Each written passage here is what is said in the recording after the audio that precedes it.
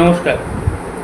মহাযোগী জ্যোতিষ চ্যানেলে আপনাদের সকলকে স্বাগত জানাই। আমি শ্রী মুখার্জি। আপনারা দেখছেন, লাইক, শেয়ার, সাবস্ক্রাইব করছেন। আপনাদের অসংখ্য ধন্যবাদ। যারা এখনও করেননি তাদের কাছে অনুরোধ, সাবস্ক্রাইব করুন যাতে পরবর্তী সমস্ত ভিডিওর নোটিফিকেশান আপনারা আগেই পেয়ে যান। আজকে বলবো কন্যা রাশির 2025 সালের জুন মাস কেমন যাবে, অর্থাৎ কন্যা রাশির রাশিফল। প্রতিদিনের মতন যেমন আমি বলে থাকি, একটা কথা আপনাদের বলবো, সেটা হচ্ছে সময় ভালো বা খারাপ যাই চলো তার পরিবর্তন আসবেই এবং আছেই। আপনার ভালো সময় এমন কোনো কাজ করবেন না যাতে আপনার খারাপ সময়, যারা আপনার উপকার আগে করেছিল, মানে ভালো সময় করেছিল, সেই সব ভালো লোকগুলো দূরে সরে যায়। অনেক সময় কি হয়, ভালো সময় চললে আমাদের দৃষ্টিভঙ্গির বিপর্যয় ঘটে এবং সেখান থেকে কিন্তু আমরা অনেক কিছু করে ফেলি, যার ফলে আমরা খারাপ সময় আর কিন্তু কাউকেই কাছে পাই না। তখন কিন্তু অনায়াসেই মানে আমাদের মনে হয় যে সব লোক স্বার্থপর, সময় আমাদের সঙ্গে নেই, অনেক দিন ধরেই আমাদের খারাপ যাচ্ছে, কিছুতেই কিছু হচ্ছে না, এইসব নানান জিনিস আমাদের মাথায় আসে এবং তখন আমরা সময়কে, জ্যোতিষশাস্ত্রকে, জ্যোতিষীকে, গ্রহ নক্ষত্রকে, ভগবানকে, সবাইকে দোষ দিই। তা সেটা দেখতে হবে। এবং আজকে বলবো কন্যা রাশি।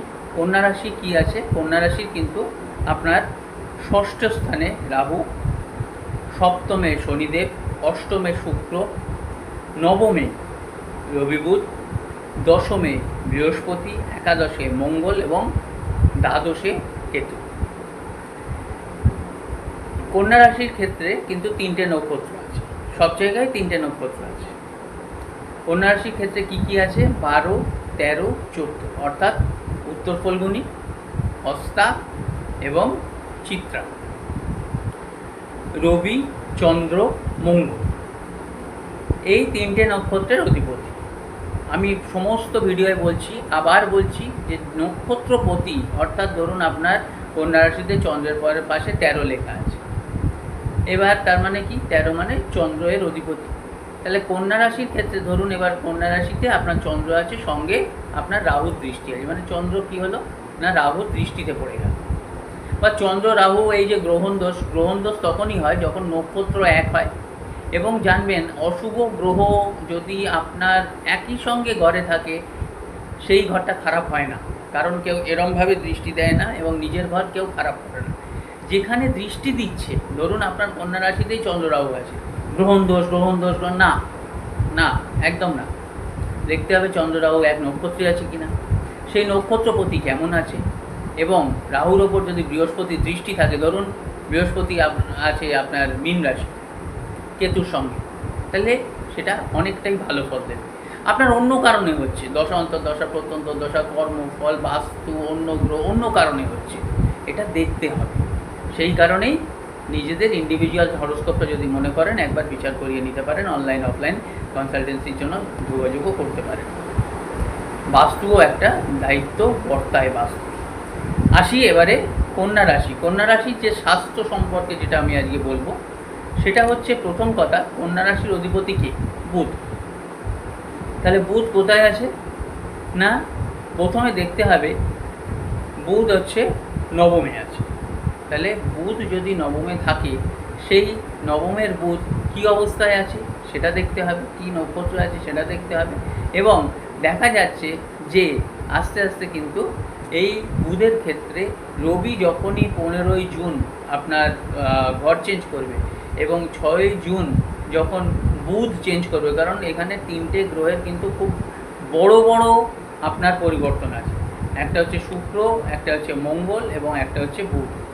এই যে বুধ 6ই জুন চেঞ্জ করবে, শুক্র জুন মাসের শেষে চেঞ্জ করবে এবং মঙ্গল চেঞ্জ করবে 7ই জুন। যাই হোক, কন্যা রাশির যে জায়গাটা দেখা যাচ্ছে, বুধ যখনই চেঞ্জ করবে 6ই জুন, তারপরে কিন্তু অনেকটাই ভালো।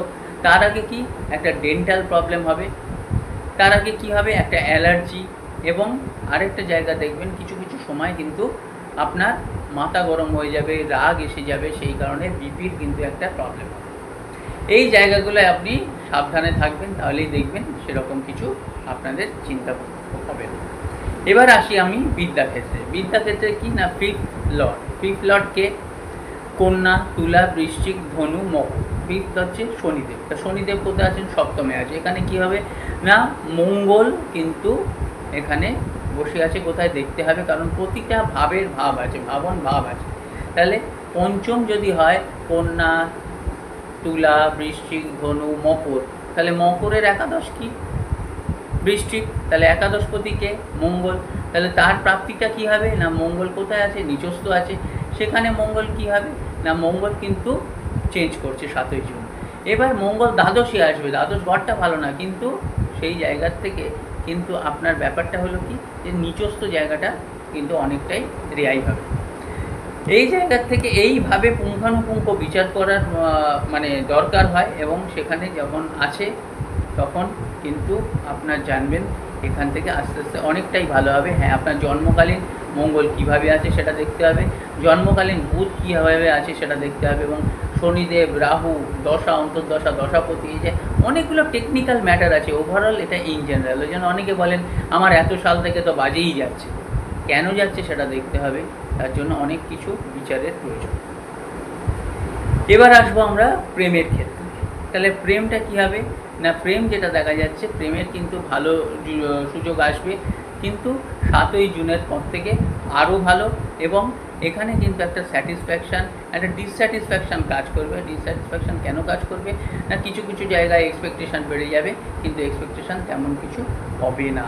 কিন্তু রাশির সপ্তমে শনিদেব আছে, সপ্তমে শনি কিন্তু কেন্দ্রে। একটা জিনিস জানবেন যে শনিদেব বলতেই যে আমরা ভয় পাই বা শনিদেব বলতেই আমরা চিন্তা করি, সেই কোনো চিন্তার কিছু নেই। ভালো নক্ষত্রে যদি থাকে, ভালোভাবে যদি থাকে, তাহলে শুভ নক্ষত্রে যদি থাকে, আপনার যদি জন্মকালীন ভালো থাকে, আপনার যদি কর্ম ভালো থাকে, বাড়ির পশ্চিম দিক ভালো থাকে, তাহলে ভালো হবেই, এ বিষয়ে কোনো সন্দেহ নেই। শনিদেব কেন্দ্রে আছে, কেন্দ্রের ফল ভালোই হয়। এবার বিবাহিত জীবন 6 জুনের পর ভালো। 7 জুন যেটা হচ্ছে কি, আপনার যে মঙ্গল ট্রানজিট করছে, মঙ্গল যে চেঞ্জ করছে, সেই জায়গা থেকে দেখতে হবে লাইফ পার্টনারের কিন্তু ওপিনিয়নের একটা ডিফারেন্স হবে, এবং বুধ বৃহস্পতি একটা কানেকশান হবে। বুধ আসবে 6 জুন বৃহস্পতির জায়গায়। তাহলে আপনার কি হচ্ছে না, দশম স্থানে বুধ বৃহস্পতি আসছে। তাহলে দশম স্থানে যদি বুধ বৃহস্পতি আসে, তাহলে বিবাহিত জীবন কি সপ্তম স্থান, 7, 8, 9, 10। তার মানে সপ্তমের চতুর্থ হচ্ছে দশম, মানে চতুর্থ হচ্ছে সুখ শান্তির জায়গা। প্রতিটা ভাবন ভাবের আছে, ওকে যদি আমি এক ধরি, তাহলে চতুর্থ জায়গায় অর্থাৎ দশম বুঝতে হয়। তাহলে দশম ঘরে বুধ বৃহস্পতি কানেকশান হবে, সেখান থেকে কিন্তু অনেকটাই ভালো হবে। এবার যদি আসি ভাগ্য, আপনার ভাগ্য, কেরিয়ার এবং বিজনেস, এই তিনটে জায়গা প্রচণ্ড গুরুত্বপূর্ণ। তাহলে ভাগ্য কী হবে, নবমে কিন্তু নবমপতি শুক্র কি 10th লর্ডে, 10 যে দশমপতি বুধ, তিনি কিন্তু আসছেন। তার মানে শুক্র স্থিতি ভালো নেই, কিন্তু তথাপি কারণ কি ভালো নেই না, নবমপতি শুক্র তিনি নবমের দ্বাদশে চলে গেছেন, অর্থাৎ ষষ্ঠে চলে গেছেন। হ্যাঁ, এইটা হচ্ছে আপনারা যখন শিখবেন বা যদি কেউ বিচার করতে চান বা করাতে চান, তখন আপনাদের ক্লিয়ার করে দেওয়া হবে, সে বিষয়ে আপনাদের কোনো চিন্তা নেই। এবার দেখা যাচ্ছে কি না, জুনের এন্ডে অনেকটাই ভালো হবে, কারণ শুক্র তখন চেঞ্জ করবে। শুক্র যখনই চেঞ্জ করবে, এখন শুক্রের স্থিতি কিন্তু ভালো নেই। ইনভেস্ট করবেন বুঝে শুনে, বড় বড় প্রজেক্টে যাবেন না, লটারির জায়গায় যাবেন না। তারপরে কিন্তু শুক্র যখনই আপনার, তখন নবমপতি আপনার মানে এখন আছে আপনার এতে অষ্টমে আছে, শুক্র মেষ রাশিতে অষ্টমে আছে, সেখানে নবমে যাবে। নবমপতি নবমে গেলে জুন মাসের শেষে কিন্তু অনেকটাই ভালো ফল আপনারা পাবেন। কেরিয়ারের দিকে যেটা দেখা যাচ্ছে, 10th লর্ড কেরিয়ার এই মাসে খুব ভালো। বুধ ষষ্ঠ মানে 6ই জুন 10th যাবে, দারুণ পঞ্চ মহাপুরুষ রাজযোগ সৃষ্টি হচ্ছে। আবার বলছি, এইসব রাজযোগ, এইসব ভালো যোগ তখনই পাওয়া যায় যখন কর্ম, জন্মকালীন গ্রহ, কুণ্ডলী ভালো থাকে, বাস্তু ভালো থাকে, অনেক কিছু আছে। একটা শরীর সুস্থ মানে যে সব দিক দিয়ে সুস্থ।